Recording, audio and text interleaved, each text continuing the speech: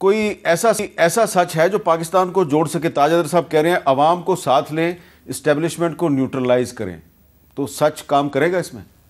جی بالکل سچ کام کرے گا. ٹروتھ اور ریکنسیلیشن میں عرض کر چکا ہوں، پہلے ٹروتھ آتی ہے سب سے پہلے.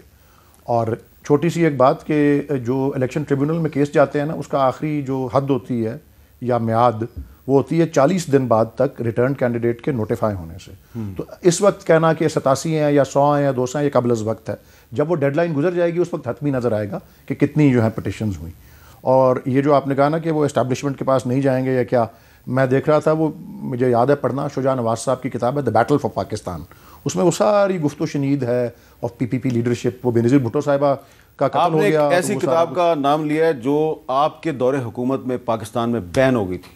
جی وہ ہمارے کہنے پہ بین نہیں ہوئی تھی. کس کے کہنے پہ بین ہوئی تھی؟ مجھے تو نہیں پتا، میں تو اس کی رونمائی پہ گیا تھا. اچھا. اور پھر اس کی رونمائی ایک پرائیویٹ ڈنر پہ ہوئی تھی کسی کے گھر کے اندر. پہلے ہوٹل میں اور وہ ہونی تھی، وہ نہیں ہو سکی. اور ان کی اس سے پچھلی کتاب تھی کراس سورڈز، اس کی رونمائی تو الحمرا ہال میں ہوئی تھی. لیکن جی ریکنسیلیشن میں تو ابھی بھی کہہ رہا ہوں کہ اس وقت جو ٹیمپریچرز لوور کرنے کا بیسٹ طریقہ ہے وہ یہ ہے کہ ایک طے ہو جائے کہ یہ اتنی نشستیں ہیں، اس پہ آڈٹ کرنے میں کیا حرج ہے. اصل بات یہ ہے کہ آپ نے ایک کتاب کا نام لیا تو میں نے آپ کو یاد دلایا کہ وہ کتاب آپ کے دور میں بین ہو گئی تھی اور آپ نے کہا کہ وہ ہم نے بین نہیں کی تھی. یہی ہے ساری کہانی. لیکن what was the whole truth؟ کس نے بین؟ This is the truth. یہ ہے ساری کہانی. تو اس میں سے اب آپ نے زگ زیگ بنا کے راستہ نکالنا ہے. سیدھے جائیں گے اگر دیوار کو ٹکر ماریں گے تو زخمی ہو جائیں گے. To be or not to be. ہے کوئی راستہ زگ زیگ بن کے نکلے گا نا. کیوں جی عرفان صدیقی صاحب؟ جی بالکل صحیح کہتے ہیں. اس سے پچھلی جس کتاب کا وہ حوالہ دے رہے ہیں اس سے آپ کی حکومت اور آپ کی پارٹی خوش نہیں تھی.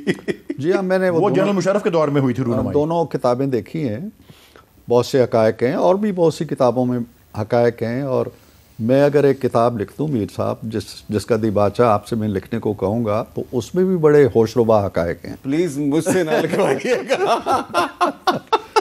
میں یہ عرض کر رہا ہوں جی کہ چلیں ٹروتھ اینڈ ریکنسیلیشن ایک بہت اچھا آبجیکٹو ہے. میثاق جمہوریت میں ہم نے عہد کیا ہوا ہے. چند بنیادی جو ویلیوز ہوتی ہیں ڈیموکریسی کی، جمہوری رویوں کی، ان پہ تو ہم ایمان لے آئیں نا. اب اگر الیکشن ہوتے ہیں اور پہلے دن ایک سٹیٹمنٹ یہ آتی ہے جی کہ ہم ہر ایک سے بات کر لیں گے، پیپلز پارٹی سے نہیں کریں گے، پی ایم این سے نہیں کریں گے، اس رویے کو کون سی ریکنسیلیشن سے ہم عبارت کریں؟ جی یہ آپ نے ایک اچھا سوال اٹھایا. یہ طرز عمل نہیں ہونا چاہیے. اچھا. اور اس پہ ہم تیار ہیں بات کرنے کو، ہم ہر ایک سے بات. لیکن آپ اس میں سے بھی ان کی پرپوزل میں سے بھی کوئی ایک مثبت پہلو تلاش کر سکتے ہیں کہ اب وہ آپ کو آفر کر رہے ہیں کہ آپ کو چاہیے کہ ٹروتھ اینڈ ریکنسیلیشن کمیشن کی طرف جائیں. دیکھیں نا، جو جماعت یہ حوصلہ رکھتی ہے کہ اتنے بڑے ایک کمیشن کا قیام کی تجویز دے رہی ہے، اس پہ اتنا حوصلہ ہونا چاہیے کہ میر صاحب السلام علیکم، میں آپ سے ہاتھ ملانے کو تیار ہوں. چلیں ریکنسیلیشن اور ٹروتھ تو بڑی بات ہے. میرا وعلیکم السلام کا ٹائم ہو چکا ہے.